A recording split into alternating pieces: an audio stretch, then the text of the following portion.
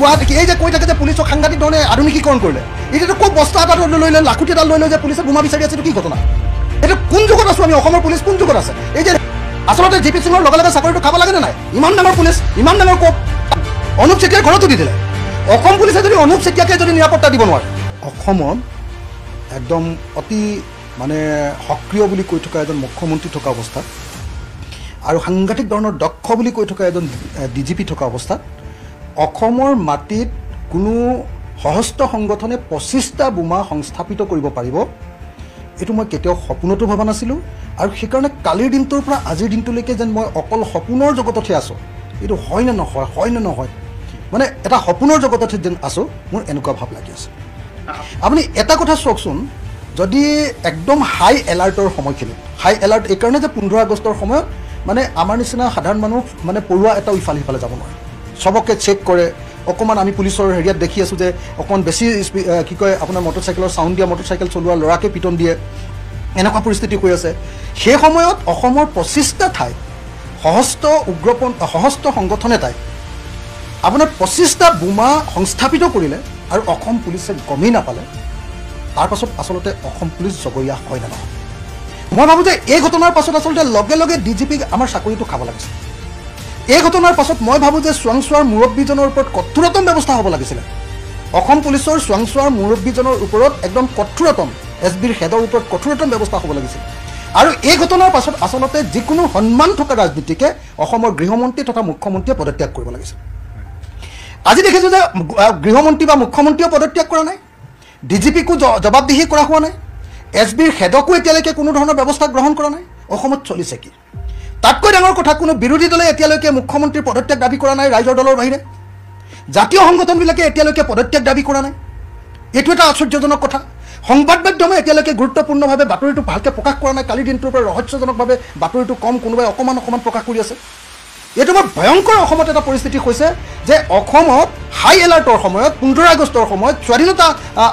দিৱসৰ দিনটোত অসমত 25টা বোমাৰ উদ্ধাৰ হৈছে। অসমৰ আইন শৃংখলা যে শেষ, এই আইন শৃংখলা যে কোনো বস্তু নাই অসমত, সেই বস্তুটো প্ৰমাণিত হৈছে। তাৰ পাছত অসমৰ গৃহমন্ত্ৰী তথা মুখ্যমন্ত্ৰীয়েও পদত্যাগ কৰা নাই, DGPকো জবাবদিহি কৰা হোৱা নাই, তেওঁকো খেদি দিয়া হোৱা নাই চাকৰিৰ পৰা, আৰু SBৰ হেডজনকো এতিয়ালৈকে কঠোৰতম ব্যৱস্থা তেওঁৰ ওপৰত লোৱা হোৱা নাই।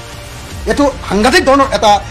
লনেছনেছ অৱস্থা, এটা সাংঘাতিক ধৰণৰ এটা একদম আইনবিহীন এটা পৰিস্থিতি, এটা অৰাজকতা। আৰু সেই অৰাজকতাত অসমৰ বিৰোধী পক্ষই চৰকাৰৰ বিৰুদ্ধে শক্তিশালীভাৱে মাত পাতিবৰ কাৰণে সক্ষম হোৱা নাই, জাতীয় সংগঠনবিলাকে চৰকাৰৰ বিৰুদ্ধে শক্তিশালীভাৱে মাত পাতিবলৈ সক্ষম হোৱা নাই। আৰু দুৰ্ভাগ্যজনকভাৱে অসমৰ জাতীয় জীৱনত এই বিষয়টোক লৈ এতিয়ালৈকে বেছি হুলস্থুল হোৱা নাই। মই ভাবোঁ যে এই মুহূৰ্তত অসমৰ মুখ্যমন্ত্ৰী তথা গৃহমন্ত্ৰীৰ সামান্যতম যদি লাজ আছে, তেওঁ পদত্যাগ কৰা উচিত, তেওঁ পদত্যাগ কৰা উচিত। তেওঁ ইমান ডাঙৰ ডাঙৰ কথা কয়, তাৰ পাছত অসমত 25টা বোমা উদ্ধাৰ হৈছে। আৰু যে এই গুৱাহাটী এই যে কৈ থাকে যে পুলিচক সাংঘাতিক ধৰণে আধুনিকীকৰণ কৰিলে, এতিয়াতো ক'ত বস্তা এটা লৈ লৈ লাখুটি এটা লৈ লৈ যে পুলিচে বোমা বিচাৰি আছে, এইটো কি ঘটনা? এইটো কোন যুগত আছোঁ আমি? অসমৰ পুলিচ কোন যুগত আছে? এই যে লাখুটি এডাল লৈ লৈ কি কয় আপোনাৰ জেউৰাখুটি লৈ লৈ যে বোমা বিচাৰিছে, বস্তা এটা লৈ লৈ যে বোমা বচাইছে, এই বম স্কোৱাডবিলাক ক'ত গ'ল এতিয়া? একদম পুলিচক বোলে সাংঘাতিক আধুনিকীকৰণ কৰি দিলে বুলি যে কয় হিমন্ত বিশ্ব শৰ্মাই, সাংঘাতিক ধৰণৰ বোলে একদম আপ টু ডেট অসমৰ পুলিচ বাহিনী বোলে। এতিয়া JP সিঙৰ লাজটো আছেনে নাই? আমাৰ DP সিঙে লাজ পাইছেনে নাই? যদি লাজ পাইছে, তেওঁ পদত্যাগ কৰিবনে নকৰে? আচলতে JP সিঙৰ লগে লগে চাকৰিটো খাব লাগেনে নাই? ইমান ডাঙৰ পুলিচ, ইমান ডাঙৰ কোপ, তাৰ পাছতো তেওঁ এই ইমান ডাঙৰ ঘটনা এটা তেওঁ নাকৰ তলেদি গুচি গ'ল। আৰু আমাৰ যিহেতু ইয়াৰ আগত ধেমাজিত আমাৰ এনেধৰণৰ অভিজ্ঞতা আগত হৈছে, বহু শিশু নিহত হৈছে, তাৰ পৰাও কিন্তু শিক্ষা লোৱা নাই বৰ্তমানৰ চৰকাৰখন। এইটো বৰ আচৰিত কথা যে এটা সশস্ত্ৰ সংগঠনে 25টা বোমা দি দিলে, আৰু সশস্ত্ৰ সংগঠনে বোমা কাক দি দিলেগৈ আপোনালোকে দেখিলে যে অনুপ চেতিয়াৰ ঘৰত দি দিলেগৈ, অনুপ চেতিয়াৰ ঘৰতো দি দিলে। অসম পুলিচে যদি অনুপ চেতিয়াকে যদি নিৰাপত্তা দিব নোৱাৰে, অনুপ চেতিয়াৰ বাউণ্ডেৰীটোক যদি নিৰাপত্তা দিব নোৱাৰে, তেতিয়াহ'লে সাধাৰণ মানুহক কি নিৰাপত্তা দিব আপুনি কওক? কাৰণ সেই মানুহজন কোন আছিলে? আলফাৰ একদম জেনেৰেল ছেক্ৰেটাৰী আছিলে। আলফাৰ জেনেৰেল ছেক্ৰেটাৰী যিজনে চৰকাৰৰ লগত আলোচনাত বহি আছে আৰু চৰকাৰী পুলিচে তেওঁক ঘেৰাও কৰি ৰাখে, সেই সময়ত অনুপ চেতিয়াৰ পৰিয়ালটোক যদি ৰক্ষণাবেক্ষণ দিব পৰা নাই, তেওঁলোকৰ ঘৰত যদি বোমা উদ্ধাৰ হয়, দিছপুৰত যদি বোমা উদ্ধাৰ হয়, গুৱাহাটীৰ যদি 7 ঠাইত বোমা উদ্ধাৰ হয়, যিকোনো ঠাইতে অসমৰ যদি বোমা উদ্ধাৰ হয়, তাৰ পাছত আচলতে চৰকাৰ এখন আছেনে? তাৰপিছত হিমন্ত বিশ্ব শৰ্মাই নাকটো ক'ত ৰাখিছে? তেওঁতো লাজৰ কাৰণে হ'লেও পদত্যাগ কৰি দেখুৱাব লাগিছিল আচলতে। তাৰপিছত বাৰু আকৌ লৈ লওক বেলেগ কথা, কিন্তু লাজৰ কাৰণে হ'লেও অসমৰ মুখ্যমন্ত্ৰীয়ে পদত্যাগ কৰিব লাগিছিলে নাই? JP সিঙে যে ইমান গহীন কথা কয়, JP সিঙে যে ইমান ডাঙৰ কোপৰ নিচিনা যে ব্যৱহাৰ কৰে, JP সিঙে যে পৃথিৱীখন তেওঁৱে চলাই থাকিম বুলি যেন দেখুৱাই যায়, তাৰ পাছত তেওঁ লাজ পাইছেনে নাই? তেওঁ এবাৰো লাজ পোৱা নাই নে?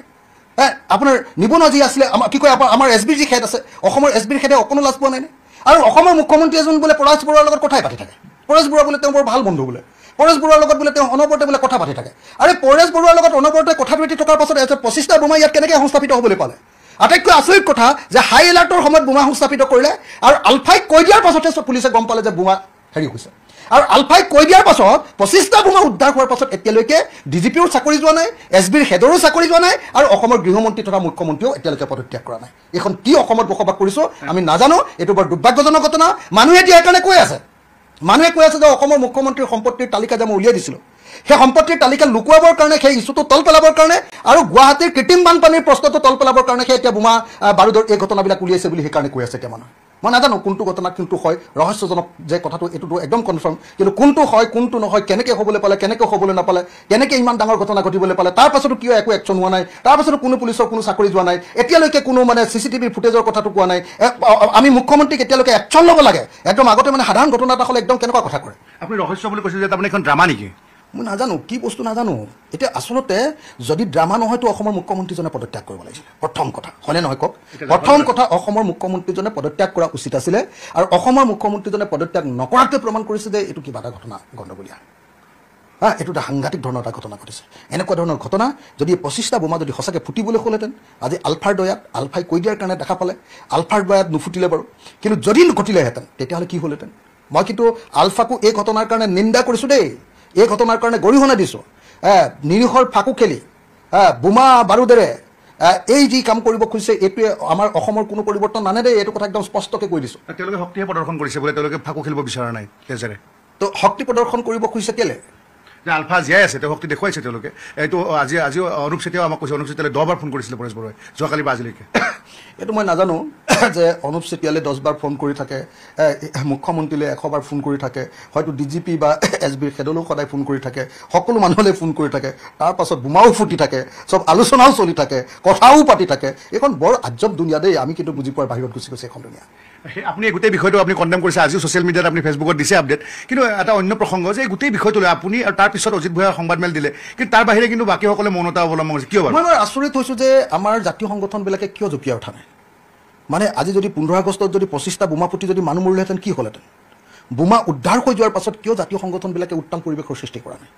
কিয় বিৰোধী আন ৰাজনৈতিক দলবিলাকে সোঁপন্থীয়ে হওক বামপন্থীয়ে হওক যি দলৰ নামেই নকওঁ মই যি দলে নহওক লাগিলে তেওঁলোকে কিয় আচলতে এই বিষয়টোক লৈ গোটেই উত্তাল পৰিৱেশৰ সৃষ্টি কৰা নাই কিয় অকল ৰাইজৰ দল আৰু ৰাইজৰ দলৰ সভাপতিয়েহে কেৱল এইটো বিষয়ক লৈ মুখ্যমন্ত্ৰী পদত্যাগ দাবী কৰিছে সমগ্ৰ বিৰোধী দলে একেলগতে বাৰু ইয়াৰ আপোনাৰ অসমৰ মুখ্যমন্ত্ৰীজনৰ পদত্যাগ দাবী কৰা উচিত নাছিলেনে এইটো হয়নে নহয় আপোনালোকে কওকচোন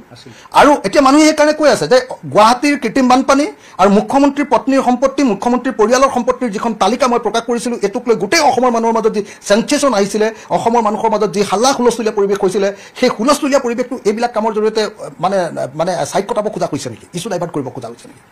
কিন্তু এটা কথা মনত ৰাখিব আমি এৰি দিয়া মানুহ নহয় এটা কথা মনত ৰাখিব বানপানী সমস্যা কৃত্ৰিম বানপানী সমস্যাৰ সমাধান নোহোৱালৈকে কেতিয়াও এৰি দিয়া নহ'ব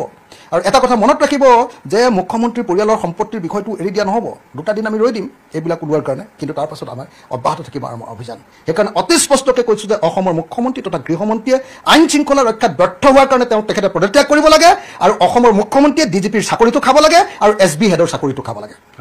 যিহেতু আপুনি শিৱসাগৰ সমষ্টিত লাগি থাকে আৰু আপুনি ৰাইজৰ দলৰ গোটেই সমগ্ৰ অসমৰ সভাপতি আপুনি ব্যস্ত থাকে সংগঠনৰ কামত আজি আপোনাক গুৱাহাটীতে পাইছোঁ আগন্তুক বিধানসভাৰ অধিৱেশনৰ কাৰণে আপোনালোক কেনেধৰণে সাজু হৈছে আগন্তুক বিধানসভাৰ অধিৱেশনৰ কাৰণে মই আচলতে যোৱা এইকেইদিন অকল গুৱাহাটীত যে আছোঁ অকল দিনে ৰাতিয়ে অনবৰতে খালি বিধানসভাৰ অধিৱেশনৰ কাৰণে প্ৰশ্ন বিধানসভা অধিৱেশনৰ কাৰণে সংকল্পৰ প্ৰস্তাৱ বিধানসভাৰ অধিৱেশনৰ কাৰণে মেম্বাৰ্ছ আৱাৰ্ছৰ প্ৰস্তাৱ এই আটাইবিলাক বস্তু মই ৰেডি কৰি ৰাখি আছোঁ এইবিলাক প্ৰশ্ন জমা দি আছোঁ সববিলাক কাম বিধানসভাৰ কাৰণে পঢ়ি আছোঁ প্ৰস্তাৱ লিখি আছোঁ 10-15 দিন বিধানসভাৰ অধিৱেশনৰ কাৰণে পঢ়াৰ প্ৰয়োজন হয় সকলোবিলাক সংগ্ৰহ কৰি আছোঁ প্ৰশ্ন দি আছোঁ আৰু যাতে বিধানসভাত আমি বিষয়বিলাক উত্থাপন কৰিব পাৰোঁ তাৰ কাৰণে নিজকে সাজু কৰিছোঁ এইবাৰ অসম বিধানসভাত কৃত্ৰিম বানপানীৰ বিষয়টো উত্থাপন কৰা হ'ব অসম বিধানসভাত এই যে 25টা বোমা উদ্ধাৰ হোৱাৰ ঘটনাটো উত্থাপন কৰা হ'ব বানপানী সমস্যাটো উত্থাপন কৰা হ'ব আৰু অসমত যি ব্যাপক হাৰত নিবনুৱা বৃদ্ধি পাইছে এই বিষয়বিলাক প্ৰত্যেকটো বিষয় এবাৰ বিধানসভাত উত্থাপন কৰা হ'ব দাদা এই যে মৌনতা সম্পৰ্কত কংগ্ৰেছৰ ওপৰত আপোনাৰ খং উঠিছে নেকি মই কোনো স্পেচিফিক দলৰ বিষয়ে একো ক'ব নোখোজোঁ কিন্তু এটা কথা মই আচৰিত হৈছোঁ যে অসমৰ জাতীয় সংগঠনবিলাকে কিয় গৰজি উঠা নাই মই এটা কথা আচৰিত হৈছোঁ যে অসমৰ সংবাদ মাধ্যমে বিষয়টো কিয় লুকুৱাব খুজিছে সংবাদ মাধ্যমে কিয় বিষয়টো পাতল কৰি দুৰ্বল কৰি দেখুৱাই আছে ইমান ডাঙৰ ঘটনাটো সংবাদ মাধ্যমে যি সময়ত 24 ঘণ্টা এতিয়া লাইভ অকল এইটোৱে ক'ব লাগিছিলে যে 25টা বোমা নিশ্চয় অসমৰ মুখ্যমন্ত্ৰীৰ নিৰ্দেশত অসমৰ সংবাদ মাধ্যমে এইটো দুৰ্বলকৈ দেখুৱাইছে নিশ্চয় কমকৈ দেখুৱাইছে এইটো নিশ্চয় হয় আমি জানো যে অসমৰ মুখ্যমন্ত্ৰীজনে বিজেপি হিমন্ত বিশ্ব শৰ্মা অহাৰ পাছত সংবাদ মাধ্যমক পুৰা কাবু কৰি পেলালে সংবাদ মাধ্যমক পুৰা নিজৰ কৰি পেলালে সেইকাৰণে তেওঁলোকে ভালকৈ নিউজবিলাক নেদেখুৱায় এতিয়া সেইকাৰণে মই এতিয়া এই বিষয়টো যেতিয়া ভালকৈ ওলোৱা নাই কালিৰ পৰা মই টিভি চাইছোঁ আৰু ভালকৈ নাই অকণমান দেখুৱাই ভালকৈ নেদেখুৱায় তো এইটোতো ডাঙৰ কথা হৈছে তাৰপাছত বিৰোধী পক্ষবিলাকেও বাৰম্বাৰ মই চাই আছোঁ যে কোনজন মানুহে এতিয়ালৈকে পদত্যাগ দাবী কৰিছে মুখ্যমন্ত্ৰী পদত্যাগ ডিজিপিৰ পদত্যাগ SBৰ হেডৰ পদত্যাগ কোনে কোনে দাবী কৰিছে কৰা নাই কিয় এইটো বৰ ৰহস্যজনক ঘটনা অসমত চব মেনেজ হৈ গ'ল নেকি আজিকালি কি হৈছে ঘটনাবিলাক কি হৈছে আচলতে অসমৰ পৰিস্থিতি কি অসমৰ মানুহবিলাকে কিয় এনেকৈ বসবাস কৰিছে অসমত মই অকল ছ'চিয়েল মিডিয়াত এইটো বিষয়ৰ ওপৰত মানুহে কৈ আছে সাধাৰণ মানুহবিলাকে কৈ আছে তাৰ বাহিৰে বিৰোধী পক্ষ আপোনাৰ সোঁপন্থী বামপন্থী সকলো জাতীয় সংগঠন জনগোষ্ঠীয় সংগঠন চববিলাকে মনে মনে আছে এইটো বৰ দুৰ্ভাগ্যজনক ঘটনা আৰু আটাইতকৈ ডাঙৰ ঘটনা যে সংবাদ মাধ্যমেও ইয়াক তল পেলাবলৈ চেষ্টা কৰিছে